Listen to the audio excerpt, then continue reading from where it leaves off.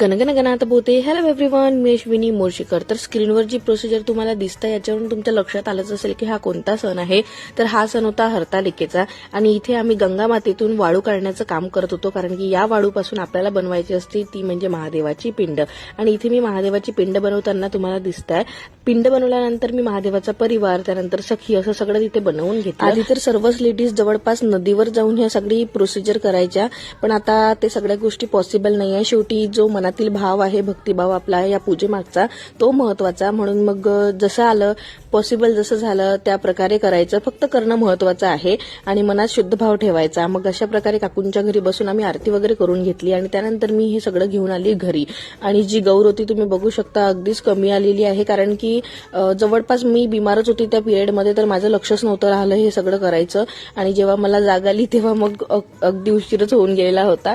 आणि त्यानंतर घरी येऊन सोडापत्री वगैरे वाहून घेतल्या. त्यानंतर जे तुम्हाला दिसतंय धोत्र्याचं फळ, अपराजिताचं फूल, बेलपत्री, ह्या सगळ्या गोष्टी वाहून घेतल्यानंतर परत एकदा आरती वगैरे केली. आणि आता डायरेक्ट दुसरा दिवस म्हणजे गणपती बाप्पांच्या आगमनाचा दिवस तुम्हाला दाखवते. मी लिटरली तुम्हाला ड्रेसवर दिसतंय, कारण की त्या दिवशी असं असतं की हरतालिकेची पूजा जोपर्यंत आपण म्हणजे शिरवून देत नाही, सगळं काही विसर्जन करत नाही, तोपर्यंत गणपती बाप्पांच्या पूजेसाठी कोणताच आपल्याला काम सुरू करता येत नाही. त्याच्यामुळे तुम्हाला इथं दिसतंय मी लिटरली ड्रेसवर आली, कारण की काकू पण घाई करत होत्या आणि पटापट सगळी प्रोसिजर सुरू केली. विसर्जन झाल्यानंतर ही जी गौराई असते ना, त्याच्यामध्ये गौर निघालेली असते, ती आपल्या डोक्यावर लावायची. अशी याच्या मागची काय कथा आहे मला नाही माहिती, पण मी ती प्रोसिजर फॉलो केली. त्यानंतर हा जो काला दिसतोय याच्यावरच उपवास सोडायचा असतो, म्हणून काकूंनी मला भरपूर सारा काला दिला आणि यातली 5 दगड घरी घेऊन जायची आणि त्यांची पूजा करायची असते.